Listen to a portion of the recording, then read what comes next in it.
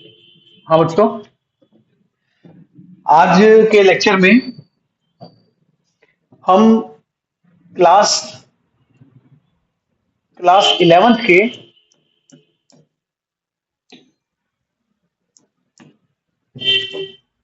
Chemistry practicals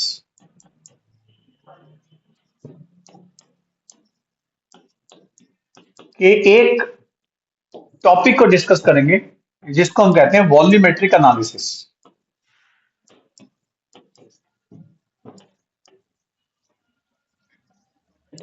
volumetric analysis को आप जिस प्रोसेस से करेंगे उसको टाइट्रेशन कहेंगे। ठीक है, टाइट्रेशन का बेसिक पर्पस क्या होता है, ये आपसे वाइवा में भी पूछा जा सकता है कि इसका पर्पस क्या है, आप करना क्या चाहते हो इसके माध्यम से। The purpose of titration is to find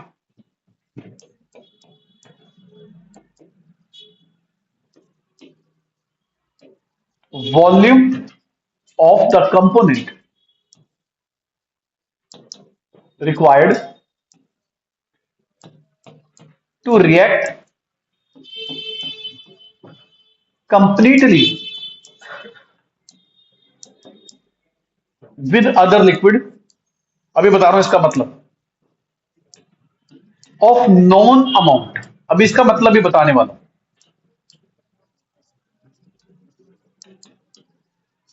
And hence helps us to find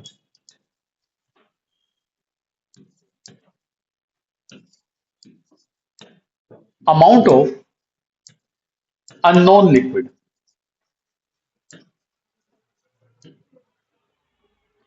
अब इसका मतलब क्या है मेरे बच्चे, एक आपके पास लिक्विड होगा, जैसे मान लो NaOH। ठीक है, एक लिक्विड होगा जैसे मान लो आपके पास ऑक्सैलिक एसिड। एग्जाम में वाइवा में ये भी पूछेंगे ऑक्सैलिक एसिड होता क्या है, तो ऑक्सैलिक एसिड इज दिस। मतलब ऑक्सैलिक एसिड में वाटर ऑफ क्रिस्टलाइजेशन कितनी होती है, 2। 10th क्लास में वाटर ऑफ क्रिस्टलाइजेशन के क्वेश्चन करे होंगे ना, जैसे आप वॉशिंग सोडा में करते थे 10 होता था, जिप्सम में पीओपी में करते थे ना, वैसे इसका वाटर ऑफ क्रिस्टलाइजेशन कितना होता है, 2। ये ऑक्सैलिक एसिड होता है। अब ऑक्सैलिक एसिड का अमाउंट आपको पता है।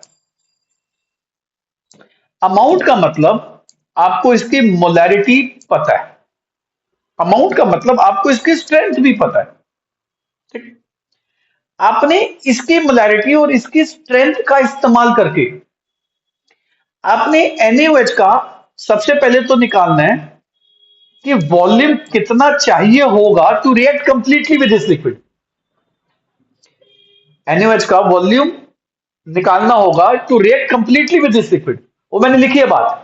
To find volume of the liquid required completely with other liquid, volume of the liquid required to react completely with other liquid, और जो दूसरा लिक्विड है उसका अमाउंट हमें क्या है, इज नोन टू अस। जब मैं लिखता हूं amount is known to us, मतलब आपको उसकी मोलैरिटी भी पता है, आपको उसकी स्ट्रेंथ भी पता है। अब मोलैरिटी और स्ट्रेंथ का रिलेशन तो आपने मोल कंसेप्ट में पढ़ा ही होगा ना बच्चे। क्या रिलेशन होता था, strength is equal to molarity into molecular mass. ये आपने रिलेशन पढ़ा होगा, नहीं पढ़ा तो आप लिख के याद कर लो, काम आएगा। तो to find the volume of the liquid required to react completely with other liquid, मतलब मैं इसका वॉल्यूम निकालूंगा कितना चाहिए to react with the given volume of this liquid, मतलब इसका वॉल्यूम मैं फिक्स करके इसका वॉल्यूम निकाल लूंगा। मतलब क्या बच्चे, मान लो मैं इसका 10 ml निकालूं तो पता लगाऊंगा इसका कितना ml चाहिए। मान लो इसका मैं 20 ml निकालूं तो मैं पता लगाऊंगा इसका कितना ml चाहिए। मान लो मैं इसका 5 ml निकालूं तो मैं पता लगाऊंगा इसका कितना ml चाहिए। तो ये लाइन समझ में आ गई, the volume of the liquid required to react completely with other liquid of known amount, and उससे मुझको क्या फायदा होगा, अगर मुझको इसका वॉल्यूम पता चल गया कितना चाहिए तो मैं ये भी पता लगा लूंगा इस NaOH का मोलैरिटी कितनी है और इस NaOH की स्ट्रेंथ कितनी। कैसे, अभी बता दूंगा, कैसे निकालूंगा वो भी बता दूंगा, वेट कर लो। पर हमें वॉल्यूमेट्री का एक एम तो समझ में आ गया, हमें एक ऑब्जेक्टिव तो समझ में आ गया, हम करना क्या चाहते हैं वॉल्यूमेट्रिक एनालिसिस से। एक लिक्विड है, मैंने उसका अमाउंट पता लगाना है। अमाउंट मतलब मोलैरिटी, अमाउंट मतलब स्ट्रेंथ पता लगानी है। उसके लिए मैं पता लगाऊंगा कि उसका कितना वॉल्यूम चाहिए एक ऐसे लिक्विड के साथ रिएक्ट करने के लिए जिस लिक्विड की मोलैरिटी स्ट्रेंथ मुझे पता है। तो अगर मैं वॉल्यूम पता लगा लूंगा तो वॉल्यूम से मैं उसकी स्ट्रेंथ और मोलैरिटी पता लगा लूंगा। कैसे पता लगाएंगे मैं अभी आपको इस लेक्चर के अंदर बताने वाला हूं। ठीक है बच्चे, आओ, पहली बात एम समझ में आ गया आपको। इसीलिए आपके स्कूल में जब आपको वॉल्यूमेट्री का एम लिखवाया होगा तो एम कुछ ऐसा लिखवाया होगा, टू डिटरमाइन, लैंग्वेज थोड़ी बहुत इधर उधर हो सकती है, molarity and strength of given NaOH solution, given NaOH solution using m by 20 oxalic acid solution, या using m by 20 oxalic acid standard solution। लगभग लगभग इसी लैंग्वेज का एम आपके टीचर ने लिखवाया होगा। अब आप एम की भाषा देखो क्या कह रहा है, कह रहा है मोलैरिटी और स्ट्रेंथ निकालो। किसकी? एक कंपोनेंट की। किसकी मदद से? ऑक्सैलिक एसिड, जिसकी मोलैरिटी कितनी है? m by 20। वही एम आगे ना जो पीछे लिखा था। तो इसीलिए कभी कभी आपसे वाइवा में पूछा जाए ना कि टाइट्रेशन क्या है, पर्पस क्या है, आप ये भी कह सकते हो शॉर्टकट में, the purpose of performing titration is to find out molarity and strength of unknown solution using the known amount of other substance। समझ आ गया? इसका ये भी तो पर्पस हो गया ना कि मैं एक सॉल्यूशन की मोलैरिटी और स्ट्रेंथ निकालूंगा। किसका इस्तेमाल करके? एक ऐसे सॉल्यूशन का इस्तेमाल करके जिसकी मोलैरिटी मुझे पता है। पर इसके लिए मुझे इसका क्या निकालना पड़ेगा? वॉल्यूम, इसके गिवन वॉल्यूम के साथ रिएक्ट करने के लिए। तो फिर मैंने दोनों बातों को जोड़ के पीछे एम लिख दिया, नहीं लिख दिया? तो आप स्कूल में ये भी कह सकते हो, to find out molarity and strength of given unknown solution using the known amount of other solution. अब यहां पर एक वाइवा का क्वेश्चन बनता है, what do you understand by standard solution? ये स्टैंडर्ड सॉल्यूशन होता क्या है मेरे बच्चे? Standard solution is solution whose amount is known to us, whose amount is known to us। इसका मतलब क्या हो गया? स्टैंडर्ड सॉल्यूशन वो है जिसका अमाउंट मुझे पता है। अब बताओ इसमें मुझको किसका अमाउंट पता है? ऑक्सैलिक एसिड का। अमाउंट मतलब मोलैरिटी। तो ऑक्सैलिक एसिड कौन सा सॉल्यूशन हो गया फिर? तो इसके आगे जो लाइन लिखी समझ में आ गई, स्टैंडर्ड सॉल्यूशन है वो। तो जिसकी मोलैरिटी पता है आप उसको क्या कह सकते हो? Standard solution. पर स्टैंडर्ड सॉल्यूशन होने की कुछ शर्तें हैं। ये नहीं है कि कोई भी सॉल्यूशन उठ के आ जाए कहे मैं बनूंगा स्टैंडर्ड सॉल्यूशन, ऐसे नहीं होता।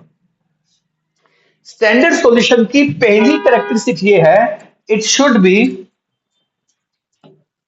Highly soluble in water. Water में सॉल्युबल होना चाहिए, पता चले पार्शियल सॉल्युबल है, काहे का स्टैंडर्ड सॉल्यूशन? क्योंकि जो पार्शियल सॉल्युबल होते हैं फिर वो टेम्परेचर के साथ साथ अपनी सॉल्युबिलिटी चेंज करते रहते हैं। दूसरा, it should not be hygroscopic in nature. Hygroscopic, hygroscopic या डेलिक्यूसेंट इन नेचर। अब इसका मतलब क्या होता है? हाइग्रोस्कोपिक का मतलब मैंने आपको ऑर्गेनिक केमिस्ट्री की नेमिंग के दौरान बताया था। हाइग्रोस्कोपिक का मतलब होता है जो एटमॉस्फेयर से मॉइस्चर एब्जॉर्ब करते रहे। जो चीज मॉइस्चर को एब्जॉर्ब करती रहे एटमॉस्फेयर से, उसको हाइग्रोस्कोपिक या डेलिक्यूसेंट कहते हैं। डेलिक्यूसेंट कहते हैं, डेलिक्वेंसी कहते हैं इसको। तो सोचो अगर कोई चीज मैंने बना के रख दी जिसकी मोलैरिटी मुझे पता है, और वो एटमॉस्फेयर से पानी एब्जॉर्ब कर रही है। अब पानी एब्जॉर्ब करती रहेगी तो उसकी क्या चेंज होती रहेगी? मोलैरिटी। तो उसकी फिर मोलैरिटी चेंज होती रहेगी, तो उसका अमाउंट मुझे फिर पता है या फिर नहीं पता है? फिर तो खराब पता है, जो भी पता है खराब पता है। तो उसको क्या नहीं होना चाहिए? उसको डेलिक्वेसेंस, यानी कि उसको हाइग्रोस्कोपिक नहीं होना चाहिए। ऑक्सैलिक एसिड हाइग्रोस्कोपिक नहीं होता। ऑक्सैलिक एसिड पानी में भी सॉल्युबल होता है। It should not be, sorry, it should be stable at room temperature. मतलब रूम टेम्परेचर पे खराब ना हो जाए। पता चला मैंने सॉल्यूशन बनाया और रूम टेम्परेचर में खराब हो गया। It can be stored for longer period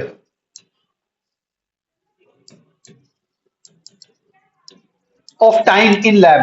अब इसका मतलब समझो, कह रहा है उसको लैब में स्टोर भी किया जा सके थोड़ी देर के लिए। ये नहीं है कि आपने आज बनाया अगले दिन खराब हो गया। तो कई बार आप ऑक्सैलिक एसिड लैब में बनाओ, मान लो प्रैक्टिकल पूरा नहीं हुआ, अब अगले दिन आप यूज कर सकते हो, खराब नहीं होगा। आप एक हफ्ते बाद यूज कर लो तब भी खराब नहीं होगा। तो यानी कि स्टैंडर्ड सॉल्यूशन क्या होना चाहिए? जो स्टेबल हो, वाटर सोल्यूबल हो, डेलिक्वेशन ना हो, हाइग्रोस्कोपिक ना हो। It can be stored in the laboratory for longer period of time. हालांकि स्टैंडर्ड सॉल्यूशन भी दो होते हैं, प्राइमरी स्टैंडर्ड और सेकेंडरी स्टैंडर्ड। अभी आपको उसकी जरूरत नहीं, छोड़ दो, 12th में जाएंगे तो बात करेंगे। 12th के प्रैक्टिकल में उसकी बात करेंगे, अभी आप इतना ही डिस्कस कर सकते हो। स्टैंडर्ड सॉल्यूशन क्या होता है समझ में आ गया। एक बार मैं आपको इस लेक्चर में क्या क्या बताने वाला हूं। मैं आपको बताने वाला हूं कि एक तो बेसिक प्रिंसिपल क्या है, बेसिक प्रोसेस क्या है। फिर मैं आपको बताऊंगा आपने करना कैसे है। फिर मैं आपको बताऊंगा आपने लिखना कैसे है। और इस पूरी प्रोसेस के दौरान वाइवा के क्वेश्चन तो होती रहेंगे। देखिए, ऑक्सैलिक एसिड ये है, NaOH ये है। अब ये एक OH एक H के साथ वाटर बनाएगा, पर इसके पास तो दो H हैं, तो इसके कितने मॉलिक्यूल इस्तेमाल हो जाएंगे? तो ये इसकी बैलेंस इक्वेशन हो गई। मैं बताऊंगा आपने लिखना क्या क्या है, ये आएगा उसमें लिखने में। ये इसकी बैलेंस इक्वेशन हो गई। जो एसिड जो एसिड एक H प्लस देते हैं उन्हें मोनोबेसिक एसिड कहते हैं, पर जो एसिड दो H प्लस देते हैं उन्हें डाई बेसिक एसिड कहते हैं। यानी कि oxalic acid is dibasic acid. यानी कि ऑक्सैलिक एसिड की बेसिसिटी, थोड़ा सा कंफ्यूज मत हो जाना। यस, एसिड की बेसिसिटी ही होती है। Oxalic acid is dibasic acid basic. यानी कि ऑक्सैलिक एसिड का एन फैक्टर आप 2 लेंगे इस आज के लेक्चर में जब कैलकुलेशन करेंगे, तो इसको एन फैक्टर कहते हैं। NaOH एक ही OH माइनस देता है। अब NaOH बेस है। जब एसिड की बेसिसिटी होती है तो बेस की फिर एसिडिटी होगी ना। तो इस बेस की एसिडिटी कितनी है? यानी कि NaOH एक मोनो एसिडिक बेस है। ये बात भी समझ में आ गई? ये बात भी समझ में आ गई। यानी कि NaOH का एन फैक्टर मैं क्या लेने वाला हूं आगे आने चलने वाली क्लास में? 1 लेने वाला हूं। तो आप मन में दिमाग में ये बात ध्यान रखना, NaOH का एन फैक्टर कितना हो गया भाई? 1। ऑक्सैलिक एसिड का एन फैक्टर कितना हो गया? 2। अब मैं आपको एक और बेसिक चीज बता देता हूं, एक बेसिक चीज बता देता हूं जो शायद स्कूल वालों ने इतनी आपको शायद क्लैरिटी ना दी हो। आपने मुझसे जब मोलैरिटी पढ़ी थी, molarity number of moles. N क्या है? Number of moles. पूरा लिख देता चलो। Number of moles of solute dissolved in 1 litre of solution. अगर ये ml में हो तो फिर क्या आ जाता है? 1000। ये मोलैरिटी का फॉर्मूला याद है, हमने मोल कंसेप्ट में किया है, इसको तो पता नहीं कितना न्यूमेरिकल कर डाले हमने। अच्छा, तो नंबर ऑफ मोल्स का फॉर्मूला क्या हो जाएगा? The formula of number of moles will be molarity multiplied by volume multiply sorry divided by 1000। पर ये डिवाइडेड बाय 1000 तभी आएगा जब ये वॉल्यूम किसमें होगा मेरे बच्चों? अच्छा, मेरे बच्चों जब भी किसी चीज को मिली में कन्वर्ट करना हो, मिली छोटी होती है, तो 1000 से मल्टीप्लाई करते हैं, ध्यान रखना।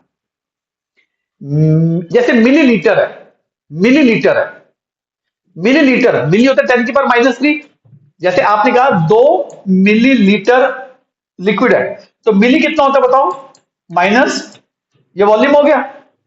अगर मेरे पास ये वॉल्यूम होता, अगर ये वॉल्यूम होता और इसको मैंने मिलीलीटर में कन्वर्ट करना होता, तो मैं इसको किससे मल्टीप्लाई करता, तो litre multiply by 1000 becomes millilitre. समझ में आ गई बात? अच्छा एक बात बताओ, 1 लीटर में कितने मिलीलीटर होते हैं, 1000। तो आपने लीटर को किससे मल्टीप्लाई किया, 1000 से, तभी तो मिलीलीटर में आए। तो अगर मैं इसको 1000 से मल्टीप्लाई कर दूं, if this entire value is multiplied by 1000, तो मेरे पास क्या बच जाएगा, m इंटू, तो जानते हो फिर ये मोल्स नहीं होंगे, फिर ये मिली मोल्स हो जाएंगे। ये बात समझ में आ गई? मिली मोल्स का फॉर्मूला क्या हो गया, मोल्स का फॉर्मूला होता है m into v, volume ml divided by 1000। Millimole का फॉर्मूला होता है m into v, and v is to be in millilitre. ये बात समझ में आ गई? ऐसे बच्चों एक टर्म होती है नॉर्मेलिटी। क्या टर्म होती है, नॉर्मेलिटी। नॉर्मेलिटी और मोलैरिटी में ये अंतर होता है, normality is number of moles नहीं, नंबर ऑफ इक्विवेलेंट, बाकी सब सेम रहता है पर यूनिट वॉल्यूम। तो फिर इससे नंबर ऑफ इक्विवेलेंट का फॉर्मूला क्या होगा, नंबर ऑफ इक्विवेलेंट का फॉर्मूला होगा this into this upon this. अच्छा फिर नंबर ऑफ मिली इक्विवेलेंट का फॉर्मूला क्या होगा, मिली इक्विवेलेंट का फॉर्मूला होगा normality into volume, and volume has to be in. तो अगर आप नॉर्मेलिटी और वॉल्यूम को मल्टीप्लाई करते हो तो क्या आते हैं, मिली इक्विवेलेंट। अगर आप मोलैरिटी और वॉल्यूम को मल्टीप्लाई करते हो आपके पास क्या आते हैं, समझ आ गया? पर आप में से कई बच्चे यहां पे कंफ्यूज हैं ये सोच के कि सर ये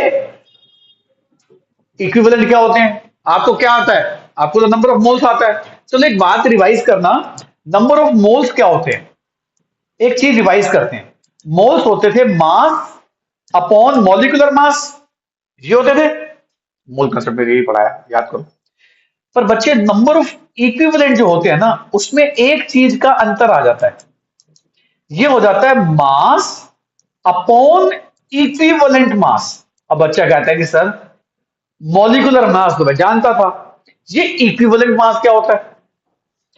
इक्विवेलेंट मास होता है, अब ये पूछेंगे वाइवा में आपसे, ये चीज पूछेंगे इक्विवेलेंट मास क्या होता है। इक्विवेलेंट मास होता है किसी का मॉलिक्यूलर मास डिवाइडेड बाय उसका n फैक्टर। ये चीज मैंने ना अपने एंट्रेंस के बैच में डिटेल में डिस्कस कर रखी है, इसमें थोड़ा आपको जल्दी जल्दी बता रहा हूं। तो molecular mass divided by n factor क्या होता है, इक्विवेलेंट मास। तो व्हाट विल बी, ये पूछेंगे, what will be the equivalent mass of oxalic acid. अब ऑक्सैलिक एसिड का मॉलिक्यूलर मास कितना होता है बच्चों, ये रहा ऑक्सैलिक एसिड। पहले तो ये याद करके चले जाना ऑक्सैलिक एसिड का फॉर्मूला क्या होता है, ये होता है ऑक्सैलिक एसिड का फॉर्मूला, ये होता है। तो ऑक्सैलिक एसिड का मॉलिक्यूलर मास क्या होगा, ऑक्सैलिक एसिड का मॉलिक्यूलर मास होगा 126 ग्राम पर मोल। अब भैया ये तो मैं कैलकुलेट करके नहीं दिखाने वाला इस क्लास में, फिर तो मोल कंसेप्ट ही चलना शुरू हो जाएगा। आपको एटॉमिक मास आते हैं, मॉलिक्यूलर मास निकाल दो। और ये बात आप में से कई बच्चे मेरे साथ मोल कंसेप्ट के शुरुआती दिनों से जुड़े हुए, ये बच्चे तो यहाँ पे वो भी बैठे जो 9th क्लास से मेरे साथ जुड़े हुए हैं, इनको तो 9th क्लास में कह दिया था मॉलिक्यूलर मास कुछ कुछ के रट लो, उसमें ऑक्सैलिक एसिड भी आता था। आप जब 11वीं क्लास में मेरे पास शुरुआती दिनों में आए थे, मैंने कहा था मॉलिक्यूलर मास रट लो, ऑक्सैलिक एसिड का काम आएगा। रट लो, molecular mass of oxalic acid dihydrate is 126 gram per mole. तो अगर मॉलिक्यूलर मास इतना है तो इसका इक्विवेलेंट मास क्या होगा, molecular mass divided by n factor. तो what is the molecular mass, what is the n factor, अभी पीछे बताया। तो इसका इक्विवेलेंट मास कितना आ जाएगा, बोलो 63। ये इसका इक्विवेलेंट मास है, वाई वाई में पूछेंगे पहली बार। इक्विवेलेंट मास क्या होता है, molecular mass divided by n factor. Oxalic acid का इक्विवेलेंट मास क्या होगा, मॉलिक्यूलर मास डिवाइडेड बाय 2, यानी कि 126 डिवाइडेड बाय 2 यानी कि 63। मैं कहूंगा याद करके जाओ, रट के जाओ, सीधा आंसर देना, अलग ही इंप्रेशन बनता है वाई वाई के दौरान। अब NaOH, NaOH का इक्विवेलेंट मास क्या होगा, ये किसका निकाला है, ये ऑक्सैलिक एसिड का निकाला है बच्चों। NaOH का इक्विवेलेंट मास क्या होगा, NaOH का इक्विवेलेंट मास क्या होगा, molecular mass divided by n factor. अब इसका मॉलिकुलर मास आपने मोल कंसेप्ट में रटा ही हुआ था, नहीं रटा तो भैया इसके एटॉमिक मास से निकाल लो, एन फैक्टर इसका एक है, यानी कि जिन जिनका एन फैक्टर 1 होता है उनका मॉलिकुलर मास और उनका इक्विवेलेंट मास सेम होता है। ये तो सिंपल सा मैथमेटिक्स है।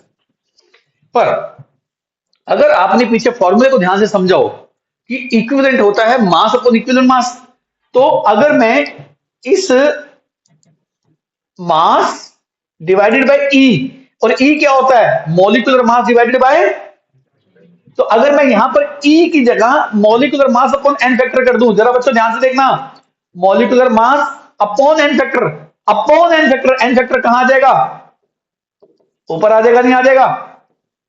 तो what is the formula of number of equivalents, mass upon molecular mass into N factor. एक काम करो, आप नंबर ऑफ इक्विवेलेंट की जगह, नंबर ऑफ इक्विवेलेंट की जगह mass molecular mass n factor put करते हैं अगले पेज पे, रेस्ट हटाइए ऊपर से डेफिनेशन।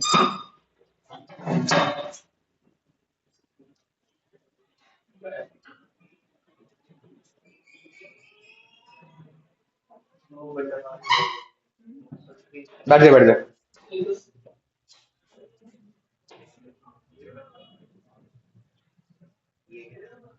हाँ जी, हाँ जी। तो आइए काम करते हैं, हम इस नंबर ऑफ इक्विवेलेंट की जगह क्या पुट करके देखते हैं, मास मॉलिकुलर मास और पुट करके देखें। आ जाओ नेक्स्ट पेज पे ले जाओ, इसी पेज पे कर देता हूं, यहां कर देता हूं, यहां कर देता हूं ताकि आपको क्लैरिटी आ जाए। नॉर्मेलिटी, नॉर्मेलिटी में मैं क्या करने वाला हूं, नंबर ऑफ इक्विवेलेंट की जगह क्या पुट करने वाला हूं, mass molecular mass n factor. ये देखो, मास मॉलिकुलर मास इनटू में एन फैक्टर। अब बचा क्या, बचा क्या, वी एम एल बच गया, इनटू में 1000 बच गया। अब जिसको मोलैरिटी का फॉर्मूला याद है वो याद करो, मास upon molecular mass into volume into 1000। ये क्या होता था, मोलैरिटी।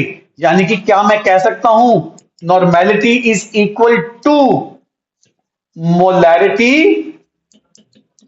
इनटू में एन फैक्टर। ये बात समझ आ गई बच्चे। तो आपको अगर किसी की नॉर्मेलिटी पता है, सॉरी उल्टा बोल गया, अगर आपको किसी की मोलैरिटी पता है और एन फैक्टर आपको निकालना आता है, तो आपको एन फैक्टर को मल्टीप्लाई करना उसकी मोलैरिटी से, आपके पास क्या आ जाएगी, उसकी नॉर्मेलिटी। नॉर्मेलिटी सीखने का जरूरत ही नहीं है, आप एन फैक्टर निकाल लो, एसिड बेस के सिखा रहा हूं। हालांकि रेडॉक्स रिएक्शन में एन फैक्टर कुछ और होता है, 12th के प्रैक्टिकल करवाऊंगा, 12th के प्रैक्टिकल में एन फैक्टर कुछ और है। रेडॉक्स रिएक्शन में एन फैक्टर का मतलब कुछ और होता है, अभी छोड़ दो, अभी आप एसिड बेस का एन फैक्टर सीख लो। इतना समझ में आ गया। अच्छा, मिली इक्विवेलेंट का फॉर्मूला क्या होता है, number of milliequivalent normality into volume होता है। तो क्या मैं ये कह सकता हूं, number of equivalents are equal to molarity into N factor. ये रहा molarity into into volume in millilitre. मेरे बच्चों इतनी बात समझ में आ गई, इतनी बात समझ में आ गई, बोलो। तो what is the formula of milliequivalents, पहला formula normality into V. Sir में नॉर्मेलिटी नहीं आती, कोई बात नहीं, molarity into N factor into V, पर V has to be in, ये ध्यान रखना बात को।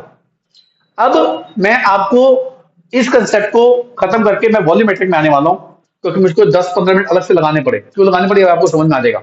ये देखो, जब भी एक रिएक्शन होती है ना बच्चों, एक रिएक्शन में नंबर ऑफ मोल्स कभी इक्वल नहीं होते। सबूत दूं, ये देखो, ऑक्सैलिक एसिड का 1 मोल है और NaOH के कितने मोल हैं, 2। तो in any balance chemical reaction, क्या number of moles of reactant are always equal, yes और no, no, number of moles कभी बराबर नहीं होते, सबूत आपके सामने है। पर एक रिएक्शन में नंबर ऑफ मोल्स इक्वल हो ना हो, नंबर ऑफ इक्विवेलेंट्स इक्वल होते हैं। नंबर ऑफ इक्विवेलेंट या number of milliequivalent equal होते हैं। क्या कहा मैंने, during a balance chemical reaction या during any chemical reaction, any chemical reaction, number of millimoles of reactant and product are always equal। यानी कि एक रिएक्शन में हमेशा क्या इक्वल होगा, मोल्स नहीं, मिलीमोल्स नहीं, इक्विवेलेंट यस, या मिली इक्विवेलेंट। तो मैंने यहां पे क्या लिखा है, मिल, सॉरी मैं गलत लिख गया, sorry sorry sorry sorry, milli equivalents.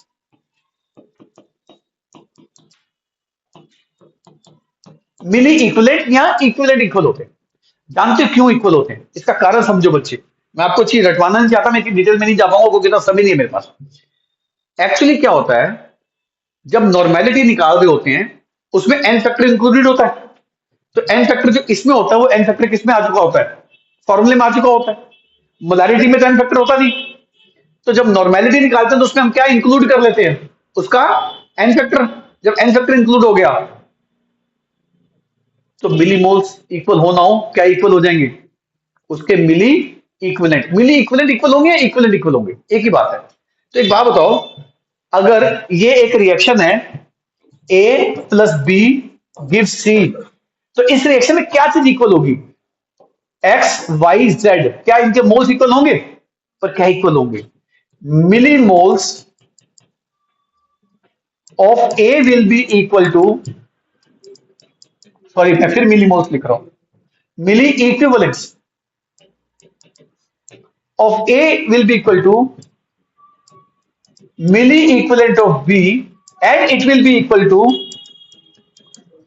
milli equivalent of C। मान लो इसमें क्यू मोल्स ऑफ D होता, वो और किसके इक्वल हो जाता, मिली इक्विवेलेंट ऑफ D। यानी कि एक बैलेंस केमिकल रिएक्शन में कोई भी केमिकल रिएक्शन आ जाए, मोल्स इक्वल हो ना हो, इक्विवेलेंट इक्वल होते हैं, इक्विवेलेंट इक्वल होते हैं, और साथ में यहां कह सकते हो मिली इक्विवेलेंट इक्वल होते हैं। अब मैं मिली इसलिए बोल रहा हूं क्योंकि हम ना लैब में काम करते हैं मिलीलीटर में, 2 ml ले लो, 3 ml ले लो, 10 ml ले लो, तो मिलीलीटर में काम करते हैं, इसलिए मैं मिली इक्विवेलेंट बोल रहा हूं। अगर मैं इंडस्ट्री में लीटर में काम करने लग गया तो फिर मैं वहां मिली इक्विवेलेंट नहीं, वहां पे क्या बोलने लग जाऊंगा, इक्विवेलेंट। बस इतना सा अंतर है बच्चों, ध्यान से समझो, लॉजिक समझ में आ गया। अगर ये बात सही है तो फिर इस रिएक्शन में दोबारा आ जाओ, तो इस रिएक्शन में इसके और इसके क्या इक्वल होंगे, मिली इक्विवेलेंट इक्वल होंगे, बोलो बच्चे, इसके और इसके मिली इक्विवेलेंट इक्वल होंगे। यानी कि क्या मैं कह सकता हूं, मिली equivalent of oxalic acid are equal to milli equivalent of NaOH। अब आपको बहुत बढ़िया फॉर्मूला प्रूव करने वाला हूं। अब देखिए सर फॉर्मूला हमारे को रटवाया था स्कूल में, अब मैं उसके प्रूफ पे आने वाला हूं। दोनों के मिली इक्वल इक्वल हो गए, मोल्स तो इक्वल नहीं होते क्योंकि इसके मोल्स तो दो थे, उसके सॉरी इसका मोल तो एक और उसका मोल तो दो थे, मोल्स तो इक्वल नहीं होते। अच्छा, what is the formula of milli equivalent of oxalic acid? The formula of milli equivalent of oxalic acid will be normality into volume. किसका normality into volume? Oxalic acid का। व्हाट, और volume has to be, volume has to be millilitre. Oxalic acid ये किसके equal होगा, मिली equivalent of NaOH, वो किसके equal होगा, normality into volume. ये बात क्लियर हो गई, पीछे फॉर्मूला लिख दिया था मैंने। What is the formula of normality? The formula of normality is molarity into N factor. अब ये तीनों चीजें किसकी हैं,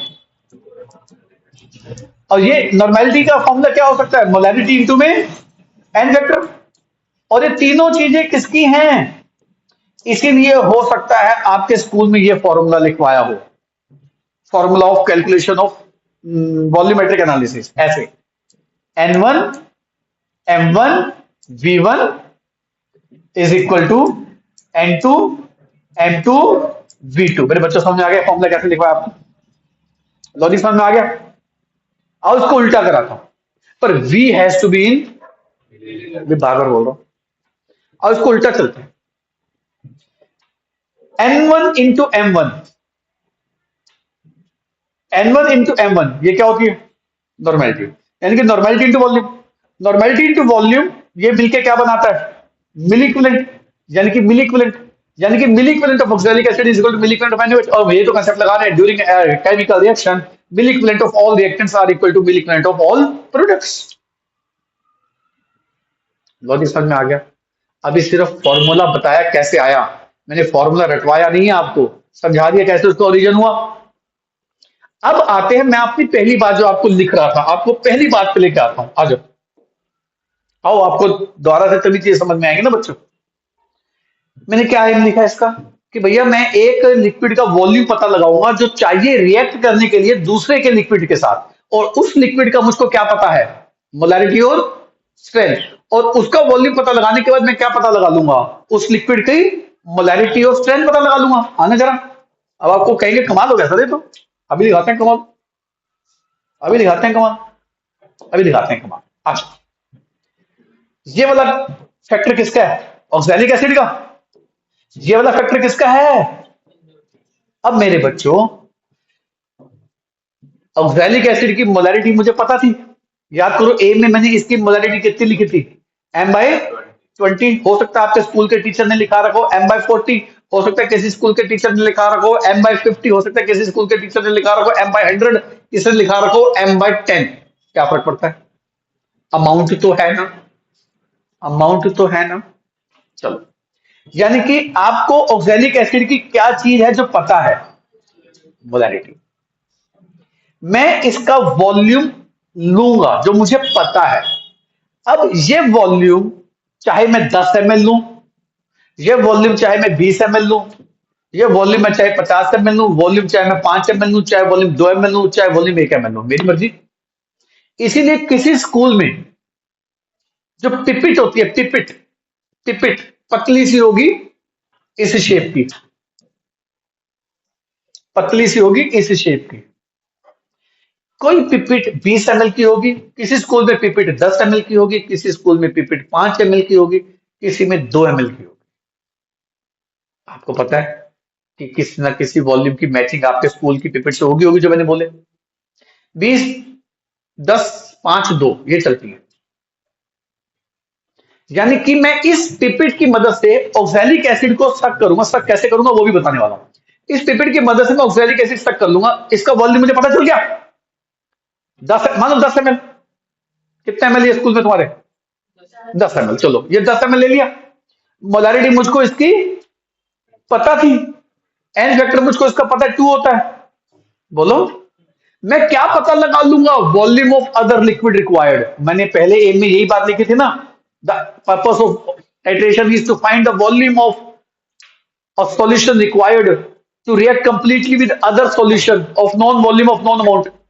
तो मैंने वी पता लगा लूंगा कितना आ रहा है, कैसे पता लगाऊंगा बता रहा हूं, वेट कर लो, ये वी तो पता लगाना रह गया। चलो, अगर मैंने ये वी पता लगा लिया कि भैया इसके 10 ml को इसको 8 ml चाहिए, कैसे पता लगाना वही तो बताना है, वेट कर लो। इसका 10 ml को इसका 8 ml चाहिए, या इसका 10 ml को इसका 12 ml चाहिए, इसका 10 ml को इसका 10 ml चाहिए, मैंने पता लगा लिया। तो ये पता लगा लिया NaOH का एन फैक्टर कितना होता है, 1। मैं क्या पता लगा लूंगा NaOH की मोलैरिटी, यानी कि मैंने वॉल्यूम पता लगा के मैंने फाइनली क्या पता लगा ली, उसकी मोलैरिटी। आना जरा, मैंने वहां क्या लिखा था। अब आपको एम समझ में आएगा, शुरू शुरू में कुछ समझ नहीं आया होगा आपको, आपको दिखाता हूँ, ये देखो। To find the volume of the liquid required to react completely with other liquid of known amount. मतलब इसका मुझे वॉल्यूम भी पता है 10 ml 20 ml, और इसका मुझको क्या पता है, मोलैरिटी भी पता है, और फाइनली मैं क्या पता लगा लूंगा, and hence helps us to find amount of, जो NaOH का अमाउंट है उसको मोलैरिटी नहीं पता चल जाएगी। NaOH का पहले मैंने वॉल्यूम पता लगा लिया, NaOH का एन फैक्टर मुझको पता था, मैंने NaOH की मोलैरिटी पता लगा ली। अब मोलैरिटी मतलब मैंने उसकी स्ट्रेंथ भी पता लगा लूंगा, molarity is equal to strength into molecular mass, तो strength is equal to molarity into molecular mass होता है। बात समझ में आ गई। बस अब क्या क्या रह गया, क्या क्या सिखाना रहेगा, जल्दी बोलो भैया। हम ये कैसे पता लगाएंगे, हम ये कैसे पता लगाएंगे कि इसके 10 ml को इसका कितना ml चाहिए, बस ये पता लगाना है। यही टाइट्रेशन है, यही टाइट्रेशन है, समझ आ गया। अरे पर्पस ही तो यही था। अब आता है मेन प्रैक्टिस, अभी थ्योरी समझ में आ गई कैसे कर रहा हूं भाई। अब हम चलते हैं लैब में प्रैक्टिस करने के लिए। आप जब प्रैक्टिस करने जाओगे तो टीचर ने M/20 क्या दे दिया आपको, बताओ जल्दी से। M/20 ऑक्सैलिक, ये वेरी कर सकता है school to school, teacher to teacher. मैं अपने स्कूल में कभी M/20, मैं कभी M/40 भी कराता, M/100 भी कराया हुआ है, मेरी मर्जी भाई, मैं जो मर्जी लूं। चलो, M/20 ऑक्सैलिक एसिड आपको दे दिया जाएगा। आप जाओगे, आप इसको एक फ्लास्क में भर लेना, या एक वॉल्यूमेट्रिक फ्लास्क होती है जिसके अंदर वॉल्यूम वगैरह रीड होती है, इस तरीके की होती है, ऐसी होती है। इसके अंदर ऑक्सैलिक एसिड भर लिया आपने, मान लो 250 ml की फ्लास्क है, इसके अंदर आपने भर लिया M/20 क्या भर लिया मेरे बच्चों, ऑक्सैलिक एसिड भर लिया। आप एक इंस्ट्रूमेंट लोगे जिसको हम ब्यूरिट कहते हैं, ब्यूरिट, ये ब्यूरिट होती है, ऐसी लंबी सी होती है, कांच की होती है, इसको क्या कहते हैं, ब्यूरिट, ये ब्यूरिट है। इसके अंदर वॉल्यूम मार्क होता है 0, 10, 20, 30, 40, 50 वॉल्यूम ml में मार्क होती है, इसमें सारी मार्किंग होती है। 40 से 50 के बीच में 10 लाइनें होंगी। लीस्ट काउंट क्या होता है आपको पता ही है, वो मैं उस पर जाऊंगा नहीं। हर के अंदर 10-10 लाइनें होंगी। समझ में आ गई बात, 0 से 50। आप पहले इसको साफ करेंगे, पहले साफ करेंगे पानी से, फिर इसको साफ करेंगे। इसके अंदर क्या डालना है, इसके अंदर डालना है हमने NaOH, क्या डालना है, उसी NaOH का मैंने क्या पता लगाना है, कितना वॉल्यूम चाहिए रिएक्ट करने के लिए, किसके साथ, इसके 10 ml के साथ, इसके 20 ml के साथ, इसके 30 ml के साथ, जो भी है।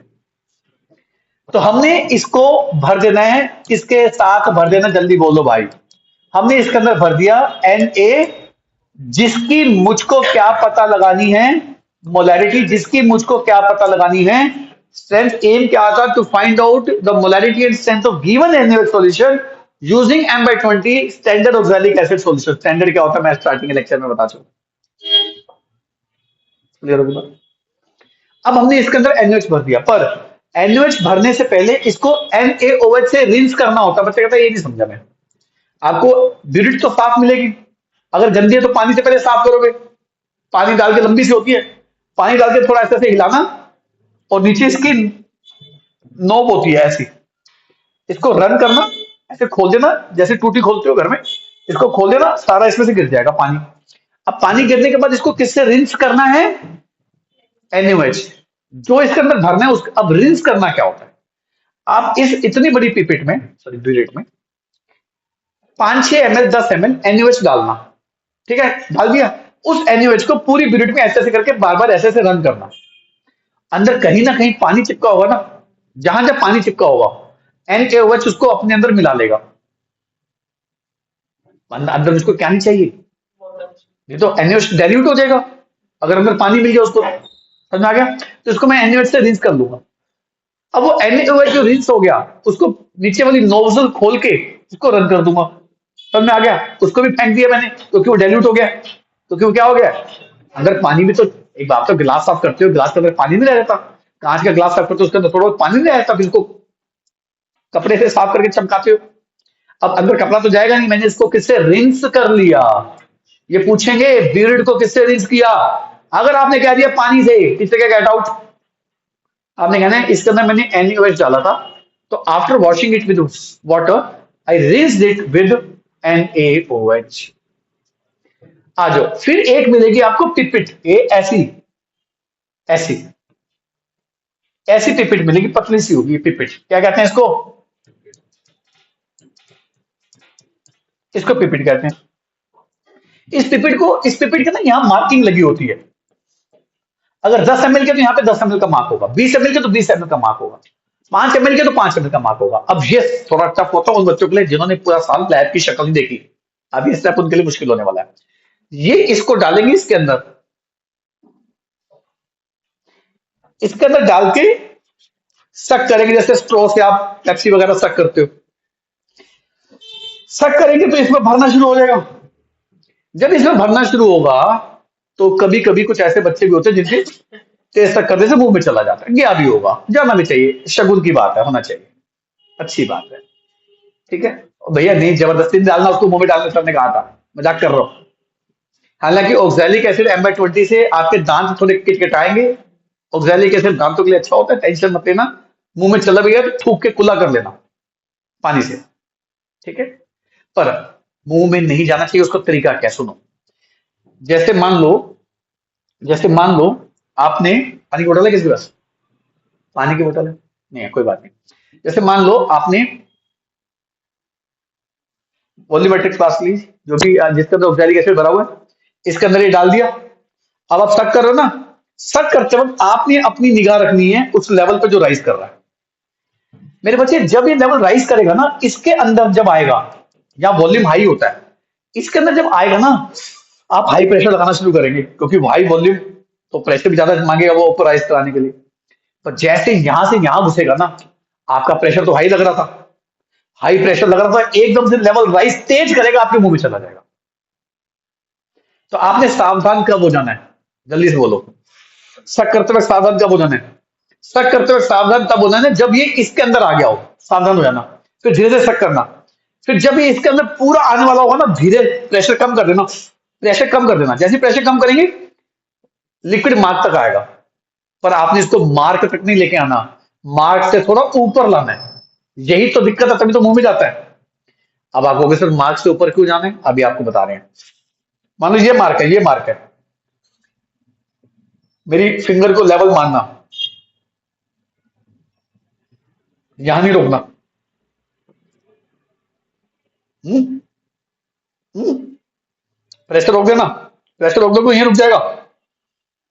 ये वाली फिंगर देख रहे हो, यहां रखना। समझ में आया?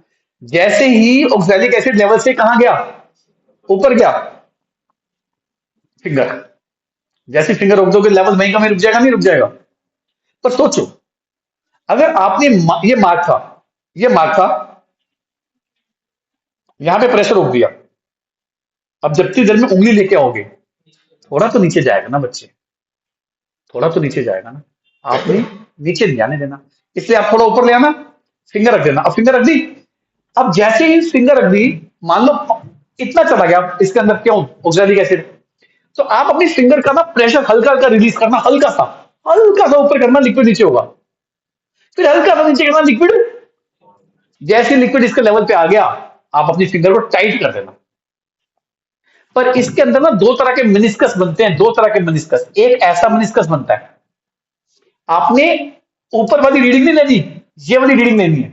मतलब मार्क नीचे वाले को टच करना चाहिए। मार्क किसको टच करना चाहिए? नीचे वाले को। तो अगर ऑक्सैलिक एसिड का लोअर मेनिस्कस मार्क को टच कर रहा है, तो you are measuring exact 10 ml और 20 ml और 5 ml। तो पूछेंगे आपसे, टिपिट से शक किया था? हाँ जी किया था। दो मेनिस्कस थे, क्योंकि ग्लास का एरर होता है, आपको दो लेवल दिखते हैं उसके अंदर रिफ्रैक्टिव इंडेक्स डिफरेंस की वजह से। तो आपने कौन सा मेनिस्कस लेना उसका? आपने कहना है मैंने कौन सा मेनिस्कस लिया बच्चों? Lower meniscus. बोल देना उसको। समझ आ गया? ये पूछेंगे वाइवा में। अब आपने इसको क्या करना है, इसको एक फ्लास्क में डालना है, ये वाली, इसको उठा के इसमें ले आना, फिंगर को रिलीज कर देना। अब बताओ इसके अंदर कितना एमएल गिर गया, जल्दी बोलो, बोलो भाई। मान लो किसी को 20 ml की मिली है, तो ये कितना लिखेगा यहां पर? किसी को 5 ml की मिली है, तो कितना लिखेगा यहां पर? 5 ml। पर बच्चे क्या गलती करते हैं, ये भी वाइवा में पूछते हैं, ध्यान से सुनना। क्या 10 ml हो गया? अब ला रहा है कोनिकल फ्लास्क में, ला रहा है कोनिकल फ्लास्क में, लाके छोड़ दिया। अब वो टप टप करके गिर रहा है। अब वो देखता है नीचे ना कुछ बूंदे रख गई हैं, जो उसका वी शेप होता है ना, वी शेप ये वाला, उसको लगता है यहाँ ना कुछ बूंदे रख गई हैं। उसके अंदर आत्मा आती है एक महान साइंटिस्ट की, उसको लगता है एक एक बूंद को मैं मेजर करूंगा, फूक मारने लगता है। फूक नहीं मारनी, फूक मारा तो गलत। अब सुनो क्या आपने क्या करना है, छोड़ दिया उसको, दो तीन बूंदे रख गई, उसको ना अंदर वॉल से टच करना, टक टक टक, अंदर वॉल से टच करना। एक आधी बूंद और गिर जाएगी, अभी भी एक आधी बूंद उसके अंदर क्या पड़ी होगी, उसको फूक नहीं मारनी। एक्चुअली टिपिट बनाई ही ऐसे जाती हैं कि एक आधी बूंद नीचे बच जाती है। 10 ml निकलने के बाद वो एक आधी बूंद बच जाती है, वो पिपेट बनाई ऐसे जाती है। पर अगर आप, एक तो आपके थूके गिरेंगे उसके अंदर, और दूसरा वो जो 10 ml से एक्स्ट्रा दो तीन बूंद है वो भी नीचे गिर जाएगी। आपने टच करना है उसको एक दो बार, जितना जाना जाए, एक आधी बूंद चिपक गया ना जाए कोई बात नहीं, फेंक दिया, अब बताओ इसके अंदर क्या आ गया, 10 ml, बोलो, ऑक्सैलिक एसिड। आपने देखा इनिशियल NaOH कितना पड़ा है यहां पर, और हाँ, NaOH को इसमें भरोगे कैसे, फनल लगा के भरोगे, कैसे भरोगे, अरे इतनी बड़ी ट्यूब है, कुछ तो लंबे लंबे होते हैं, कुछ तो ऐसे भर देते हैं, कुछ मेरी तरह थोड़े छोटी हाइट के होते हैं, उनका हाथ ही नहीं जा रहा ऊपर तक। अब वो क्या करते हैं, तू हंस ले, तेरे को बताता हूं मैं भी। तो ऊपर से ऐसे हाथ नहीं जा रहा, क्या करते हैं वो, अब वो क्या करे, उनको टीचर कहेगा बिरुट, बिरुट के ऊपर क्या लगा दे, फनल। अब वो फनल लगा दी, फनल लगा के ऐसे भर रहे हैं, भर दिया, भरने के बाद यहां तक क्या आ गया, NaOH आ गया। अगर ज्यादा भी आ गया तो नीचे से रन कर देना, तो 0 तक आ गया। पर ना बच्चे फनल ऊपर लगी छोड़ देते हैं। आप एक चेक करना मेरी बात को, कि सर ने सही कहा था गलत कहा था। लैब में जितने बच्चे फनल से भर रहे होंगे ना, फनल ऊपर लगा के छोड़ देते हैं, गलत। अब फनल ऊपर लगी क्यों नहीं छोड़नी, उसका ध्यान से समझो। कुछ बूंदे फनल पे चिपक जाएंगी, आपने अपनी तरफ से 0 कर दिया, आपने एक आधी रीडिंग ली, ऊपर से 5-6 बूंदे टपक गई, वॉल्यूम चेंज नहीं हो जाएगा। तो आपने फनल से भरना है, भर दो, फनल से भरना है, भर दो, पर बाद में फनल को हटा दो। अब ये इनिशियल रीडिंग कितनी है, 0।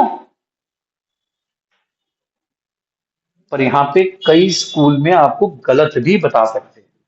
क्या कुछ हो रहा है, कई टीचर आपको कहेंगे इसको कितना रीड करना है, कितना सेट करना है इसको, 0। जरूरी नहीं है, मैंने कभी नहीं बच्चों को कहा 0 करो। क्यों नहीं कहा, मैं बताता हूं। अब हर बच्चे की हाइट तो लंबी नहीं होती, कुछ छोटी हाइट के भी होते हैं मेरी तरह। अब अगर मैं टिपिट को यहां तक भर दूंगा, यहां तक, आप बताओ मैं यहां से रीडिंग ले लूंगा, उसकी रीडिंग ले लूंगा। रीडिंग लेने का सही तरीका क्या है, आपकी आंखों का लेवल और उस लिक्विड का लेवल क्या हो, सेम हो। तो मैं बच्चे को पता क्या कहता था, कि भाई जिसकी हाइट के हिसाब से आंखों के बराबर आ गया ना, अब वहां तक भर दो, अब वहां तक भर दो। तो कई बच्चे होते थे जिनकी आंखें 30 ml तक भर जाती थी, कई होते थे जिनकी 40 ml तक आ रही, कई 50, 0 तक आ रहे होते थे। अब आपने देखना आपकी हाइट कितनी है, सब बच्चे को हाइट सेम थोड़ा होती है। तो सोचो मैं सबको कह दूं 0 ml पे सेट कर दो, गलत है। अब 0 ml पे सेट कर दिया, बच्चा क्या स्टूल लगा के चेक करेगा रीडिंग कितनी है, लॉजिक समझ में आ गया। पर मुझे नहीं पता आपके स्कूल ने के टीचर ने कितनी रीडिंग सेट करने को कहा, जो उसने कहा मान लेना, ठीक है। मैं क्या कहता था, कि भैया तेरी आंखों के लेवल क्या, कि जितना आता तो उतना सेट कर दे। और आपको रीडिंग लेने का तरीका क्या है, सही तरीका क्या है, जैसे मान लो ये बिरिट है, ये लिक्विड यहां तक आ गया, कौन सा मेनिस्कस लेना है, लोअर अपर, लोअर। आपकी आंख यहां हो, गलत। आपकी आंख यहां हो, गलत। आपकी आंख कहां होनी चाहिए, ठीक सामने। ये रीडिंग लेने का तरीका है। ना आपने ऐसे रीडिंग लेनी है, ना आपने ऐसे रीडिंग लेनी है, आपने रीडिंग बिल्कुल सामने लेनी है, तभी एक्यूरेट रीडिंग नहीं आएगी। आप खुद समझो, समझ आ गया। चलो, अब आपने NaOH का क्या ले लिया मेरे बच्चों, जल्दी बोलो, बोलो भाई, इसमें क्या भर लिया, जिसकी मैंने क्या पता लगानी है, वॉल्यूम कितना, इसके साथ रिएक्ट करने के लिए, पर इसका वॉल्यूम कितना है 10 ml है। पर मुझे कैसे पता चलेगा रिएक्शन कंप्लीट हो गई, इसके लिए मैं इसमें डालूंगा इंडिकेटर। अब समझना बच्चों, ये चीज आपने 10th में पढ़ी है। मैं इसमें इंडिकेटर डालूंगा जिसको कहते हैं फिनोफ्थलीन। फिनोफ्थलीन एक इंडिकेटर होता है। फिनोफ्थलीन की खूबी होती है, फिनोफ्थलीन अगर एसिड के साथ होता है तो इसका कोई कलर नहीं होता। फिनोफ्थलीन अगर बेस के साथ होता है तो इसका पिंक कलर होता है। 10th क्लास में फर्स्ट चैप्टर में आपको पढ़ा दिया गया होगा। वीक एसिड होता है, ये नहीं बताया होगा, ये याद कर लेना, इंटरेस्ट में आता है जेई में भाई। क्या है ये, strong acid, strong base, weak acid, weak base, weak acid. चल छोड़ दे अब इसको। चलो, अब फिनोफ्थलीन एसिड के साथ क्या देता है, कलरलेस। फिनोफ्थलीन बेस के साथ क्या देता है, पिंक। अब आ जाओ, अब इसके 10 ml के साथ मैंने क्या डाल दी, इस फिनोफ्थलीन की, इस फिनोफ्थलीन की एक या दो, क्या। अब बच्चे के अंदर साइंटिस्ट की आत्मा आ जाती है, उसको लगता है कि मैं बहुत शानदार एक्सपेरिमेंट करूंगा। भाई साहब वो कम से कम 3-4 ml डाल देता है फिनोफ्थलीन। फिनोफ्थलीन की कितनी बूंद डालनी है, एक या दो। एक से भी शानदार रिजल्ट आएगा, टेंशन मत लेना। एक बूंद कितनी होती है, आई ड्रॉप नहीं है मेरे पास इस समय आज। आई ड्रॉप होता ना, आई ड्रॉप से बूंद डालते ना कभी कभी अपनी आंख में, एक बूंद डालनी है बस, आपने डाल दोगे। अब क्या होगा, ऊपर से आपने नोट कर लिया इनिशियली वॉल्यूम कितना है, इनिशियली वॉल्यूम एक लोगे, शुरू हो गया टेबल बनाना। आप क्या करना, serial number, initial burette reading, final burette reading, initial burette reading किसमें है, फाइनल ब्यूरिट रीडिंग किसमें है, और वॉल्यूम ऑफ NaOH यूज्ड, और वॉल्यूम ऑफ NaOH यूज किसमें है। पर मैं बात बता दूं, ये IBR कुछ नहीं होता, पूरा लिखना इनिशियल ब्यूरिट रीडिंग, FBR कुछ नहीं होता, पूरा लिखना फाइनल ब्यूरिट रीडिंग। लो जी, मैं पहला एक्सपेरिमेंट कर रहा हूं। मान लो मैंने इसको NaOH को सेट कर रखा है, मैं अपनी हाइट के हिसाब से प्रैक्टिस कर रहा हूं, भैया मैं को 0 पे करूं, मेरी आंख के सामने आ रहा है 10 ml में 10 पे सेट करूंगा, आ जाओ। मैंने इसको सेट कर दिया कितने ml पे, जितने पे आके रुक गया, हो सकता है 10.2 पे रुका हो तो 10.2, हो सकता है 10.3 पे रुका हो 10.3। लॉजिक समझ में आ गया, ये इनिशियल रीडिंग।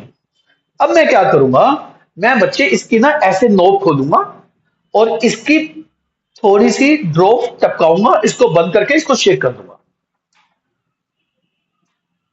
जैसे ही NaOH ऑक्सैलिक एसिड के साथ न्यूट्रलाइज हो जाएगा, तो अभी भी इसके अंदर क्या बचा हुआ है, ऑक्सैलिक एसिड प्लस फिनोक्सिलीन, कलरलेस। मैं फिर इसकी बूंदे डालूंगा, ऐसे घुमाऊंगा, बूंदे गिरेंगी, साथ साथ शेक भी कर सकते हैं आप, मतलब एक हाथ से ड्रॉप डाल सकते हैं और एक हाथ से शेक। हम तो ऐसे ही कराते थे लैब में बच्चों को, और बच्चे पता क्या कर रहे होते थे, दो दो पार्टनर हो गए, डिसाइड हो गया मैं ना बूंदे गिरूंगा, तू शेक करता रहियो। ओ भाई चांटा मारूंगा तेरे को मैं। जो बच्चा ड्रॉप गिरेगा वही उसको शेक करेगा।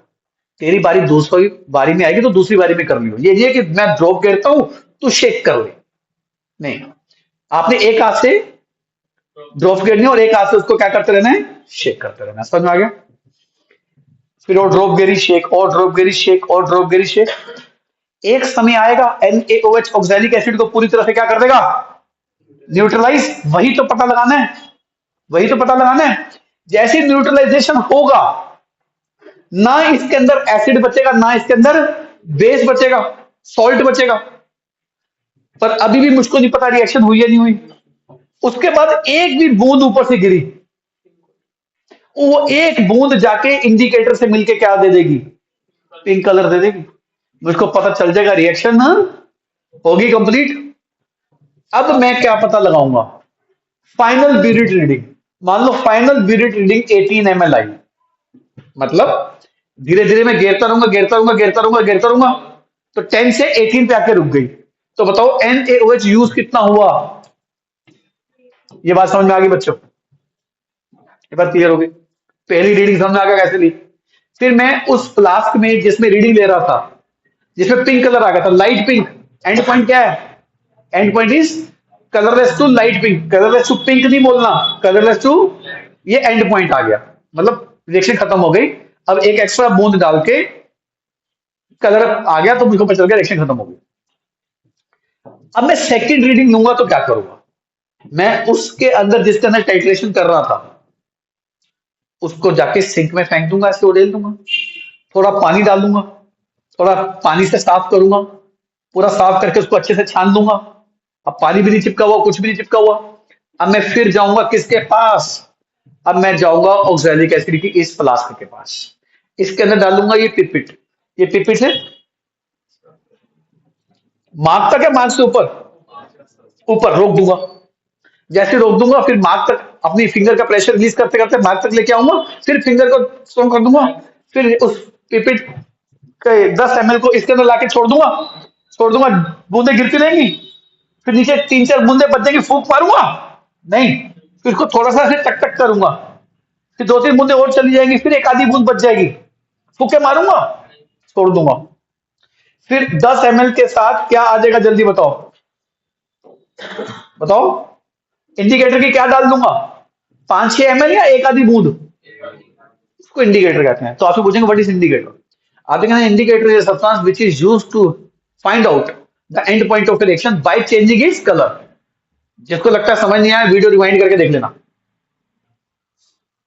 इंडिकेटर की डेफिनेशन बोल दी। Give that in example of indicator, example is phenolphthalein. 10th class में मिथाइल ऑरेंज था, मिथाइल ऑरेंज भी होता है पर आपके सिलेबस में नहीं है, ठीक है। आ जाओ, फिर इसमें इंडिकेटर डाल दिया। अब अब बताओ what will be initial reading of this burette, what will be initial reading of this burette? 18 ml। समझ में आ गया? पर जरूरी नहीं 18 ml हो, सुनो क्यों। मान लो आपने इसको धोने गए, धोके लाए, 10 ml डाला, 5 मिनट तो लगेंगे। हो सकता है इसकी एक आधी बूंद ब्यूरिट से टपक रही हो सकता है ब्यूरिट की एक आधी बूंद आपने अच्छे से बंद ना करा हो। कई बार आप वॉशरूम जाते हो, नल का ढंग से बंद नहीं करके तो बूंदें टपकती रहती है, टपकती रहती। तो आपका फर्ज क्या बनता है? आपका फर्ज ये बनता है, आप जब दोबारा आओ चेक करने तो चेक कर लो कि भाई रीडिंग 18 ml है या 18.2 हो गई है या 18.3 हो गया। अच्छा बताओ, 18 से 18.3 हो गया, इसका मतलब क्या है? 2-3 ml टपक गया। अब ध्यान रखना, अगली बार टाइट बंद करके जाना उसको। पर कुछ टीचर यहां क्या कहते हैं, आओ मैं आपको ये भी बताता हूं। मैं नहीं कहता, पर आप समझ जाओगे, सब लॉजिक नहीं है उस बात का, पर कहते हैं तो कहने दो। कुछ टीचर पता क्या कहते हैं, आप इसको दोबारा 10 पे ले जाओ या दोबारा 0 पे ले जाओ। मतलब बच्चे का टॉर्चर कर रहे हो। बच्चे ने एक रीडिंग ली, नीचे आ गया, वो कह रहे कि 10 ml ऊपर से और डाल ताकि 0 ml रीडिंग आ जाए। नहीं, जरूरी नहीं है। अरे जरूरी नहीं है कि नेक्स्ट रीडिंग 18 ml हो सकता है अगली रीडिंग क्या हो, 18.2 ml हो। क्या दिक्कत है? चलो अगली रीडिंग कितनी है? 18 ml। फिर आप 18 ml इनिशियल हो गई, आप फिर डालना शुरू कर देंगे। जब डालना शुरू कर देंगे तो धीरे धीरे एक हाथ से क्या कर रहे होंगे, शेक, एक हाथ से क्या डाल रहे होंगे, ब्यूरिट की नोबल आपके हाथ में होगी, बूंदे आ रही है शेक, बूंदे आ रही है शेक, बूंदे आ रही है शेक। पर ध्यान रखना, बूंदे वॉल पे ना टच कर जाएं, बूंदे सीधी किस में गिरनी चाहिए? नीचे लिक्विड में। सोचो उसकी वॉल पे टच कर देंगी तो वॉल्यूम वेस्ट नहीं हो गया। तो आप धीरे धीरे डाल के शेक, धीरे धीरे डाल के शेक। पर एक बात बताऊं, पहली रीडिंग ना, पहली रीडिंग रफ होती है। आपको इतना तो पता 8 ml तक एंड पॉइंट आएगा। तो मैं बच्चे को पता क्या सलाह देता था, मैं कह रहा था तुझको पता 8 ml के बाद एंड पॉइंट आना है तो 6 ml फटाफट डाल दे। तो बच्चे की नजर होती है 18 में, 18 में 6 ऐड करो 24। तो आप पिपेट को, ब्यूरिट का नोब पकड़ो, खोलो और निगाह कहां रखो? अपनी रीडिंग पे। 18, 19, 20, 21, 22, 23, 24 पे रोक दो। मतलब 18 से 24 शेक मत करो। पता है रीडिंग 8 ml के बाद आनी है तो एक ही ml, मतलब बच्चे पता क्या करते हैं, रीडिंग आनी है 8 ml के बाद, बच्चे एक एक बूंद से शुरू होते हैं शेक करने। अरे बेवकूफी है, पहली बार एफर्ट करना पड़ता है। पर आपको पता चल गया कि रीडिंग 8 ml तक आनी है तो आप 6 ml फटाफट टपका दो, फटाफट टपका दो बिना शेक किए। 6 ml डाल दे, रोक दिया, शेक कर दिया। अब आप एक एक बूंद डालना शुरू हो जाओ। 2 बूंद डाली शेक, 1 बूंद डाली शेक, समझ में आ गया? अब बताओ, अब सेकंड रीडिंग बड़ी आएगी या पहले से खराब आएगी? पहले से बड़ी आएगी। इसीलिए first reading is always a rough reading, कभी एग्जैक्ट नहीं होती। वो आपका टैलेंट है, हो सकता है सेकंड रीडिंग आपकी एग्जैक्ट सेम आ जाए पहले जैसी, हो सकता है, पर जरूरी नहीं है। मान लो अगली reading I, next reading I 25.7 ml। What is volume of NaOH used? 7 point. ये एग्जैक्ट रीडिंग नहीं आ गई अगली बार आपकी। अब बताओ, अब आप फिर उसको फेंक दोगे, फिर उसको फेंक के क्या करोगे जल्दी बताओ? फिर पिपिट 10 ml ऊपर ले भी, रोक दिया। फिर धीरे धीरे फिंगर रिलीज करना, नीचे गिरेगा, फिंगर टाइट। फिर इसमें उड़ेल दिया 10 ml। फिर इंडिकेटर की कितनी बूंदे? 5-6 ml, 10 ml, 30 ml, एक आधी बूंद। एक बूंद से भी काम चल जाएगा। ये मत सोचना ज्यादा बूंदे डालूंगा मैं कमाल कर दूंगा, नोबेल प्राइज ले लूंगा। तो इंडिकेटर डाल दिया। अब आपकी इनिशियल रीडिंग क्या होगी जल्दी बताओ? यहां पे फाइनल रीडिंग थी, वो क्या बन जाएगी? पर आपका फर्ज क्या बनता है? एक बार चेक कर लो भैया, इतनी है, इससे बढ़ गई है, चेक कर लेना। पर आपने नोब अच्छे से टाइट करी है तो नहीं, कई बार लीक भी कर रही होती है, कई बार लीक भी कर रही होती है, तो आप अपना चेक कर लेना। अब फिर आप ऐड करोगे, मान लो सेकंड टाइम फिर कितना आ गया? 7 पॉइंट। 2 रीडिंग सेम आती हैं, उसको हम क्या कह देते हैं? उस रीडिंग को क्या कहते हैं बच्चों? Concordant. What is concordant reading?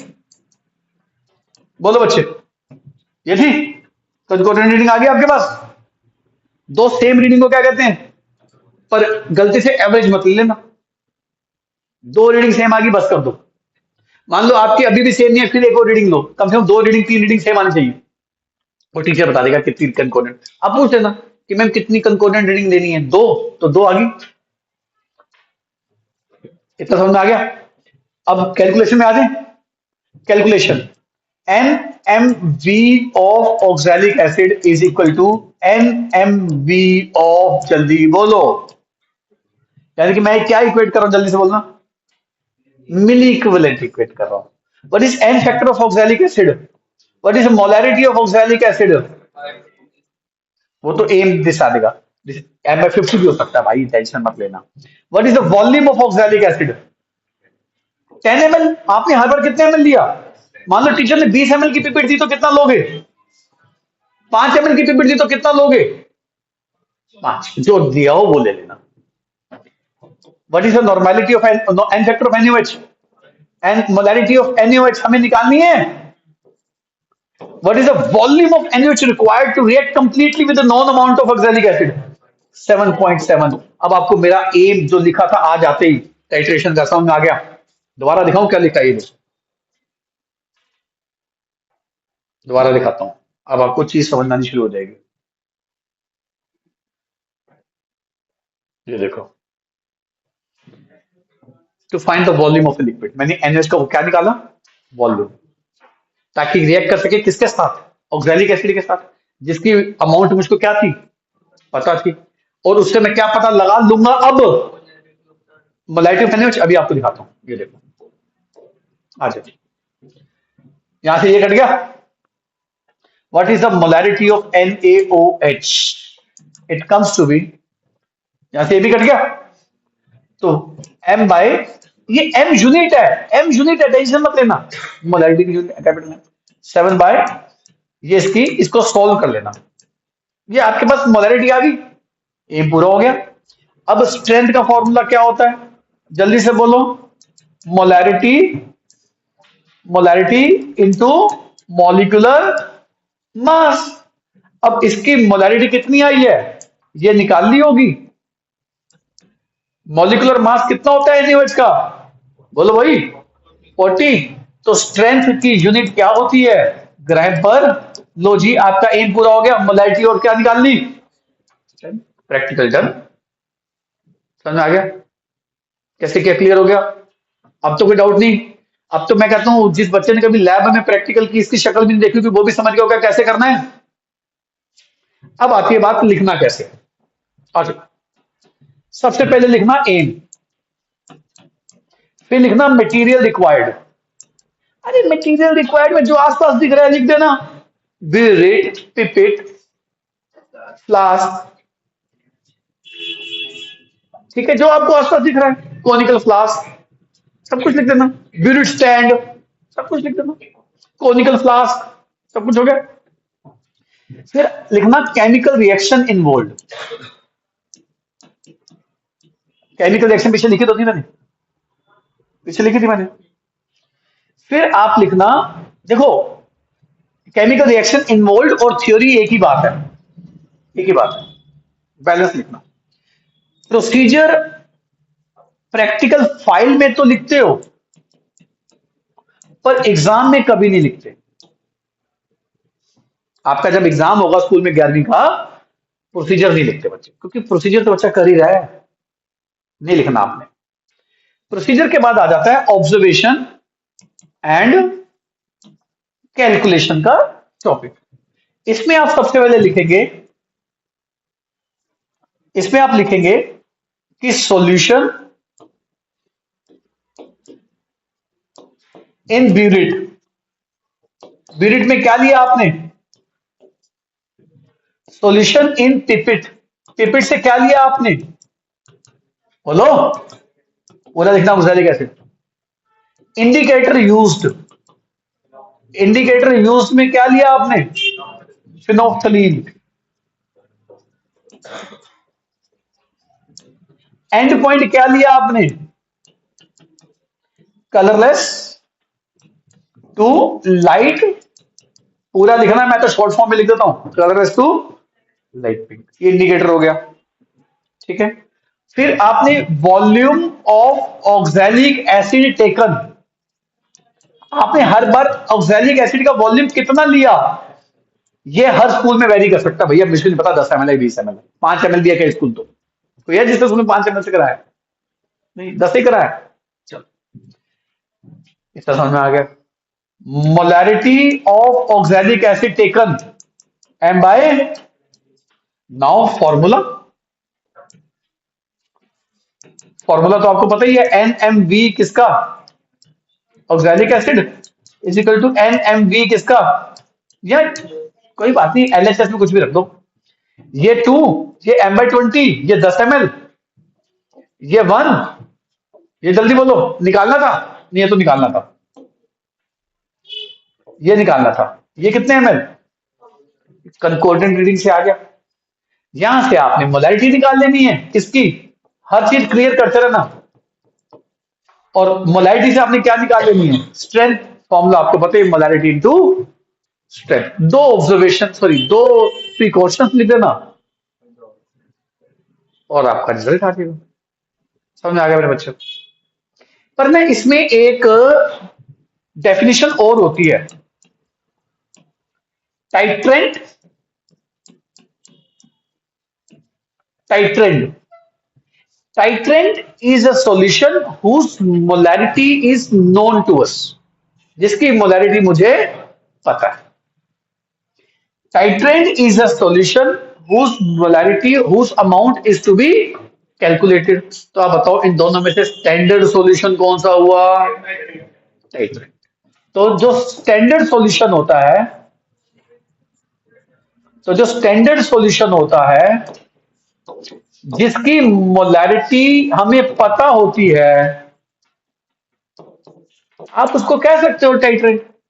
और आपने टाइट्रेंट को किसमें लिया था, जल्दी बोलो, और टाइट्रेंट को किससे शक किया था, जल्दी बोलो। समझ आ गई बात। अब पिपिट क्या होती है, बीरिड क्या होती है, फ्लास्क क्या होती है, सब कुछ क्लियर हो गया। फिनोल्फिन क्या होता है, इंडिकेटर की डेफिनेशन जाके रिवाइंड करो, जाके इंडिकेटर की डेफिनेशन मैं बोलिए, दोबारा सुनो, बार बार नहीं बोलूंगा। और अभी भी किसी बच्चे को डाउट है तो मेरे पास इस नंबर से कांटेक्ट करके मेरे से क्वेरी ले सकता है, इस वीडियो लेक्चर की बात कर सकता है। और सुन लो, और सुन लो, ये तो मैंने आपको वॉल्यूमेट्रिक बता दिया। स्कूलों में एक होता है salt analysis, salt analysis 11th में भी है, सॉल्ट एनालिसिस 12th में भी है। ठीक है, तो मैं सॉल्ट एनालिसिस तो नहीं पढ़ाऊंगा, मेरे बच्चों की डिमांड थी, मेरे को एक दो बच्चों ने कहा, और मैं उन बच्चों की रिस्पेक्ट इसलिए करता हूं क्योंकि वो मेरी हर बात मानते हैं, तो इसलिए मैंने लेक्चर अरेंज करी, तो मैं लेक्चर अरेंज ना करता। समझ में आ रही बात। तो